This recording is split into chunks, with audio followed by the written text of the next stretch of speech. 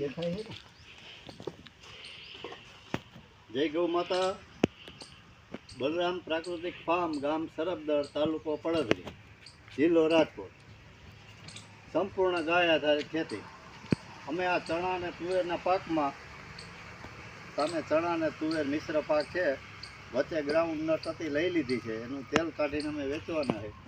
આ સંપૂર્ણ 12 વર્ષથી આ પ્રાકૃતિક કૃષિ કરી રહ્યા છે અને સંપૂર્ણ ગાય આધારિત. તો સંપૂર્ણ ગાય આધારિત આ તુવેર બનાવેલી છે. તુવેર દાળ બનાવીને પણ અમે વેચવાના છે. આજે અમે જીવામૃત આપવા માટે જીવામૃત બનાવી રહ્યા 10 બેરલ, 1 વીઘામાં 1 બેરલ. આપ જોઈ રહ્યા છો. અમે આ જીવામૃત બનાવ